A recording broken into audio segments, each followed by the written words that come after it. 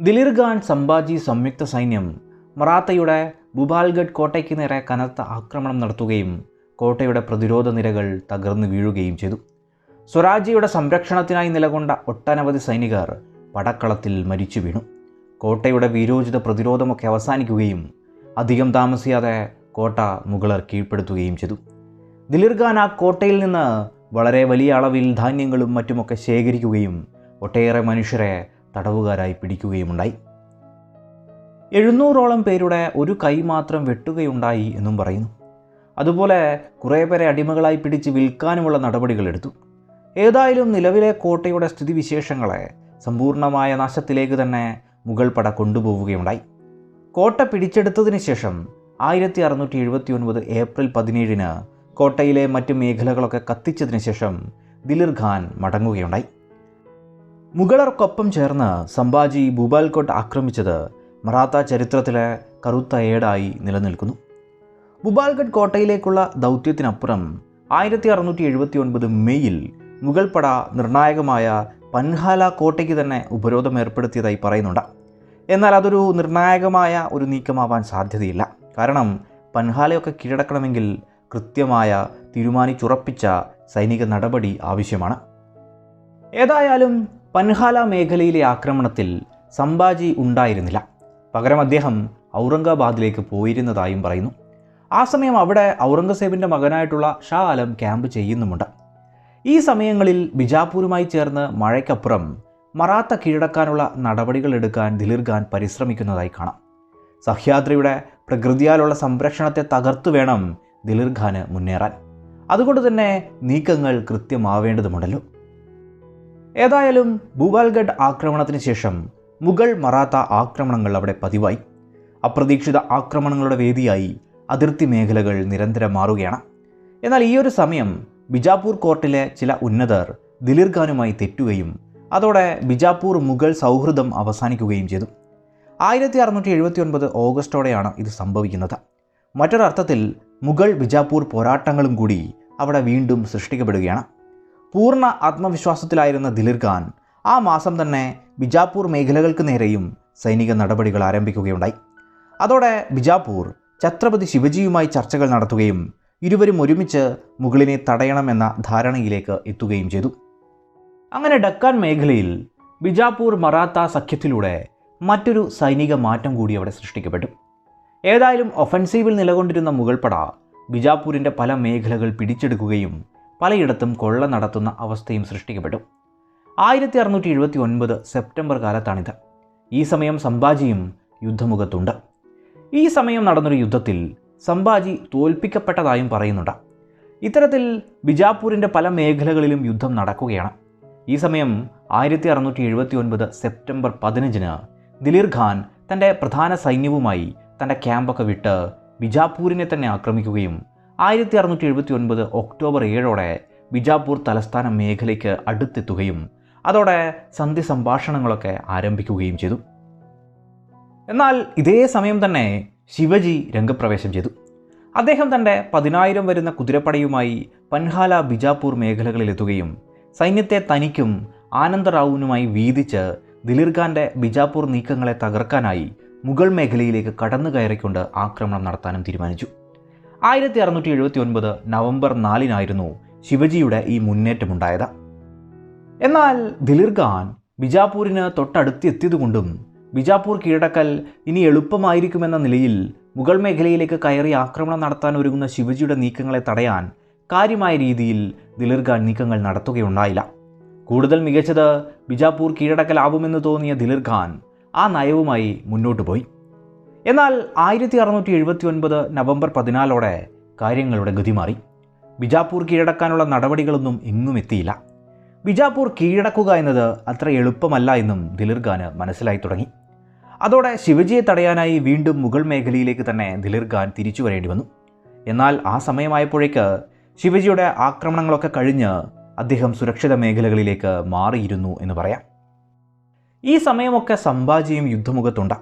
എന്നാൽ സ്വയം കമാൻഡൊന്നുമില്ലാതെ അങ്ങോട്ടും ഇങ്ങോട്ടും പട നയിച്ചു സംഭാജി എന്ന് മാത്രം പറയാം. തനിക്കൊപ്പമുള്ള മറാത്ത സൈനികരെ ഉപയോഗപ്പെടുത്തി അദ്ദേഹം പലയിടത്തും മികച്ച മുന്നേറ്റങ്ങളൊക്കെ നടത്തിയതായി പറയുന്നുണ്ട്. എന്തൊക്കെയാണെങ്കിലും ദിലീർ ഖാൻ്റെ കമാൻഡിന് കീഴിൽ സംഭാജി കൃത്യമായൊരു നായകസ്ഥാനമൊന്നുമില്ലാതെ നിലകൊള്ളുകയാണ്. ചുരുക്കിയാൽ 1678 ഡിസംബർ 13 മറാത്ത വിട്ട സംഭാജി ഒരു വർഷത്തോളം മുഗൾ ക്യാമ്പിൽ നിന്നിട്ടും അദ്ദേഹം ഒരു നായകനാവാതെ ദിലീർ ഖാൻ്റെയോ അല്ലെങ്കിൽ മുഗളരുടെയോ നിർദ്ദേശങ്ങൾക്ക് അനുസൃതമായി പട നയിക്കേണ്ട വിഷമഘട്ടത്തിലാണ് എത്തിച്ചേരുന്നത്. ഇവിടെ അപ്രതീക്ഷിത തിരിച്ചടികൾ ലഭിച്ച ദിലീർ ഖാൻ കൂടുതൽ ശക്തിയോടെ ബിജാപൂർ മേഖലകൾ ആക്രമിക്കാൻ ആരംഭിച്ചു. ബിജാപൂരിൽ നിന്ന് ഏതാണ്ട് 20 കിലോമീറ്റർ അകലെയുള്ള തിക്കോട്ടയിലെത്തിയ ദിലീർ ഖാൻ അവിടെ ഒരു സമ്പൂർണ്ണ നാശത്തിനാണ് ഒരുങ്ങിയത്. തിക്കോട്ട എന്നത് കുറേയധികം ജനങ്ങളുള്ള ഒരു മേഖലയായിരുന്നു. ആ സമയം മുഗൾ ആക്രമണം പ്രതീക്ഷിക്കാതിരുന്ന ആ മേഖലയിലേക്ക് അപ്രതീക്ഷിതമായി മുഗൾ പട കടന്നെത്തി. ദിലീർ ഖാന് കീഴിലെ ഇഖ്ലാസ് ഖാൻ്റെ നേതൃത്വത്തിലായിരുന്നു ഇവിടെ ആക്രമണം ഉണ്ടായത്. തിക്കോട്ട നഗരം പൂർണ്ണമായി കൊള്ളയടിക്കുകയും തകർക്കുകയുമുണ്ടായി. ആ നാട്ടിലെ എല്ലാ ജനവിഭാഗങ്ങളും ഒരുപോലെ ആക്രമിക്കപ്പെട്ടു. അവിടെയുള്ളവരുടെ ഭാര്യമാരും മക്കളുമൊക്കെ കിണറുകളിലും മറ്റും ചാടി മരണപ്പെട്ടു. 3000-ഓളം പുരുഷന്മാരെ പിടികൂടുകയും അടിമകളാക്കി വിൽക്കാൻ കൊണ്ടുപോവുകയും ചെയ്തു.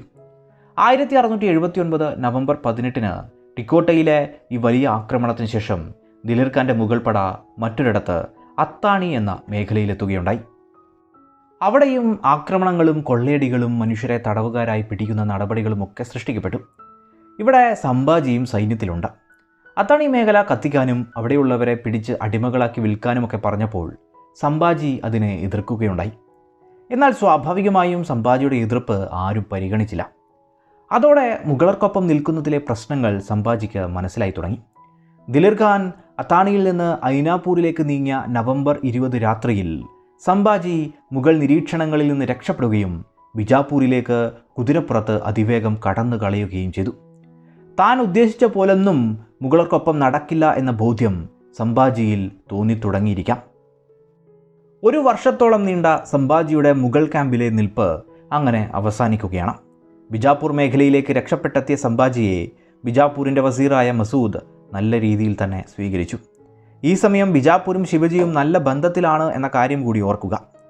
സംഭാജിയുടെ രക്ഷപ്പെടൽ മനസ്സിലാക്കിയ ദിലീർ ഖാൻ മസൂദിനെ കാണാനും സംഭാജിയെ വിട്ടുതരാനുമായി ദൂതന്മാരെ അയച്ചെങ്കിലും ഒന്നും തന്നെ വിജയിച്ചില്ല. ഈ സമയം രഹസ്യമായി മറാത്ത മേഖലയിൽ നിന്ന് ചില നീക്കങ്ങൾ നടക്കുകയാണ്. ബിജാപൂർ മേഖലയിലേക്ക് ഒരു മറാത്ത കുതിരപ്പട രഹസ്യമായി തന്നെ എത്തുകയും സംഭാജിയെ സ്വീകരിച്ച് സംഭാജിയും ആ പടയും പൻഹാല കോട്ടയിലേക്ക് മാർച്ച് ചെയ്യുകയും ചെയ്തു. 1679 ഡിസംബർ 21 സംഭാജി അങ്ങനെ തിരികെ മറാത്ത മേഖലയിലേക്ക് എത്തുകയുണ്ടായി. ഒരു വർഷം നീണ്ട മുഗൾ മേഖലയിലെ സംഭാജിയുടെ ജീവിതവും ഇതോടെ അവസാനിച്ചു എന്ന് പറയാം. മുഗൾ ക്യാമ്പിൽ നിന്ന് തിരിച്ചെത്തിയിട്ടുള്ള യുവരാജാവായിരുന്ന സംഭാജിയെ പൻഹാല കോട്ടയിൽ ശിവജി വന്നു കാണുന്നത് 1680 ജനുവരി 13 അവിടെ വച്ചിരുവരും നീണ്ട ചർച്ചകൾ നടത്തിയതായി പറയപ്പെടുന്നുണ്ട്. തന്നെ വിട്ടു പോവരുതെന്നും എതിരാളികൾ അവസരം മുതലാക്കുന്നുവെന്നും നീയാണ് വളർന്ന മൂത്തപുത്രനെന്നും നിനക്ക് ഈ രാജ്യത്തിനായി ഒരുപാട് കാര്യങ്ങൾ ചെയ്യാനുണ്ടെന്നും ശിവജി പറഞ്ഞതായി കാണുന്നുണ്ട്. അപ്പോഴും അടുത്ത രാജാവ് നീയാണെന്ന് ശിവജി പറഞ്ഞിട്ടില്ല എന്നത് ശ്രദ്ധേയമാണ്. എങ്കിലും എല്ലാവിധത്തിലും ആയുധാഭ്യാസങ്ങളൊക്കെ നേടിയ നായകനായിട്ടുള്ള സംഭാജിയുടെ സേവനം ആ രാജ്യത്തിന് ആവശ്യമുണ്ടെന്ന് ശിവജിക്ക് തോന്നിയിരിക്കാം. അതിനേക്കാളുമൊക്കെ അപ്പുറം എതിരാളിക്കൊപ്പം സംഭാജി നിൽക്കുന്നത് ദോഷം ചെയ്യുമെന്നും ശിവജിക്ക് അറിയുന്ന കാര്യം തന്നെ. ഏതായാലും ശിവജി ജീവിച്ചിരിക്കെ തന്നെ സംഭാജി രാജാവാകാൻ ആഗ്രഹിച്ചതും അതിനായി ശ്രമിച്ചതുമൊക്കെ ശിവജിയെ കടുത്ത മാനസിക സംഘർഷത്തിലേക്ക് തള്ളിവിട്ടിരുന്നു. ഇവിടെ നിലവിൽ തിരിച്ചടികൾ ലഭിച്ചിട്ടുള്ള സംഭാജിയും അതേ നിലയിൽ തന്നെയാണ് നിൽക്കുന്നത്. അതുവരെയും രാജ്യത്തിൻ്റെ ഭാഗം ചോദിച്ചിരുന്നെങ്കിൽ ഈ സമയം പിതാവ് പറയുന്നത് പോലെ പിതാവിനൊപ്പം നിൽക്കുമെന്ന മറുപടിയാണ് സംഭാജി നൽകുന്നത്. ഒരുപക്ഷെ അദ്ദേഹം വിശാലമായ രീതിയിൽ ശിവജിയെ മനസ്സിലാക്കി ചിന്തിച്ചു തുടങ്ങിയിരിക്കാം. അല്ലെങ്കിൽ നിലവിൽ തനിക്ക് മറ്റു വഴികളില്ല എന്ന് മനസ്സിലാക്കി ആ രീതിയിൽ നിന്നതുമാവാം. രാജ്യവുമായി ബന്ധപ്പെട്ട ഒരു കാര്യങ്ങളും പറഞ്ഞില്ലെങ്കിലും ശിവജി സംഭാജിയെ മോശമായ രീതിയിൽ സ്വീകരിച്ചില്ല എന്നതും ശ്രദ്ധേയമാണ്. ഒപ്പം സംഭാജിയുടെ ആവശ്യങ്ങൾക്കായും നേതൃത്വത്തിനും പൻഹാല കോട്ടയുടെ ചുമതല സംഭാജിക്ക് നൽകുകയാണ് ഉണ്ടായത്. കോട്ടമേഖലയിലെ വരുമാനവും സംഭാജിക്ക് നൽകുകയുണ്ടായി. സംഭാജിയെ നിരീക്ഷിക്കാൻ ശിവജി പൻഹാല കോട്ട ഒരുപക്ഷെ ഉപയോഗപ്പെടുത്തിയതുമാവാം, അല്ലെങ്കിൽ പൻഹാല കോട്ട സംഭാജിക്ക് നൽകിയതുമാവാം. ഏതായാലും സംഭാജിയുടെ അത്തരമൊരു നടപടിയിൽ ഗവൺമെൻറ്റിലെ തന്നെ പലർക്കും എതിർപ്പുണ്ടായിരുന്നതായി കാണാം. എന്തിനേറെ ശിവജിക്ക് പോലും ഇതിനെ തുടർന്ന് കടുത്ത ദുഃഖം ആ സമയത്ത് നിഴലിച്ചിരുന്നു. അത് കാരണമാണ് ശിവജിയുടെ ആരോഗ്യം അതിവേഗം ക്ഷയിച്ചത് എന്നൊരു നിരീക്ഷണം പോലും ചിലർ നടത്തിയിട്ടുണ്ട്. ഏതായാലും ശിവജി സംഭാജി കൂടിക്കാഴ്ചയ്ക്ക് ശേഷം പൻഹാലയുടെ ഉത്തരവാദിത്തം സംഭാജിക്ക് നൽകുകയും പ്രധാനപ്പെട്ട ഉദ്യോഗസ്ഥരെ പരിചയപ്പെടുത്തുകയും ഒക്കെ ചെയ്തു. ഇനിയാണ് മറാത്ത സാമ്രാജ്യത്തിലെ നിർണായകമായ മറ്റൊരു ഘട്ടത്തിന് തുടക്കമാവുന്നത്. പൻഹാലയുടെ ചുമതല സംഭാജിക്ക് നൽകിയതിനു ശേഷം ശിവജി പറഞ്ഞത്, ഞാൻ റായ്ഗഡിലേക്ക് പോവുകയാണ് എന്നും ഇളയ മകനായ രാജാറാമിൻ്റെ വിവാഹം നടക്കുകയാണെന്നും വിവാഹം കഴിഞ്ഞ് തിരിച്ചെത്തിയതിനു ശേഷം ബാക്കി കാര്യങ്ങൾ തീരുമാനിക്കാമെന്നുമാണ്. അതുവരെ നിന്നിലെ കർത്തവ്യങ്ങൾ നീ നിറവേറ്റുമെന്ന് ഞാൻ വിശ്വസിക്കുന്നതായും ശിവജി പറയുന്നുണ്ട്. എന്നാൽ ഛത്രപതി ശിവജി രാജാറാമിൻ്റെ കല്യാണത്തിനായി സംഭാജിയെ റായ്ഗഡിലേക്ക് കൊണ്ടുപോകുന്നില്ല എന്നത് നിർണായകമായ ഒരു കാര്യമാണ്. അതുമായി ബന്ധപ്പെട്ട് കാലാകാലങ്ങളിലായി ചരിത്രകാരന്മാർ ഒട്ടേറെ നിരീക്ഷണങ്ങൾ നടത്തിയിട്ടുണ്ട് എന്ന് നമുക്ക് കാണാം. ഏതായാലും ശിവജിയുടെ കിരീടധാരണത്തിന് ശേഷം അത്രയും വലിയൊരു ചടങ്ങ് അവിടെ നടക്കുന്നതും ഇതുമാത്രമാണ്. സാമ്രാജ്യത്തിലെ എല്ലാ പ്രധാനപ്പെട്ടവരും അവിടെ വരുമെന്നിരിക്കെ സംഭാജിയെ ശിവജി വിളിക്കുകയോ കൊണ്ടുപോവുകയോ ചെയ്തില്ല എന്നത് നിർണായകം തന്നെയാണ്. കുടുംബ പ്രശ്നവും സംഭാജിയുടെ പ്രവർത്തനങ്ങളെ എതിർക്കുന്നവരുമായിട്ടുള്ള പ്രശ്നങ്ങളുമൊക്കെയാണ് ഇതിന് കാരണമായി പലരും പറയുന്നത്. ഏതായാലും റായ്ഗഡിലെ രാജാറാമിൻ്റെ വിവാഹവും തുടർന്നുണ്ടായ സംഭവ വികാസങ്ങളുമൊക്കെ മറാത്ത സാമ്രാജ്യത്തിൻ്റെ ചരിത്രത്തെ സംബന്ധിച്ചിടത്തോളം ഏറ്റവും നിർണായകമായ കാര്യങ്ങളായി നിലനിൽക്കുന്നു.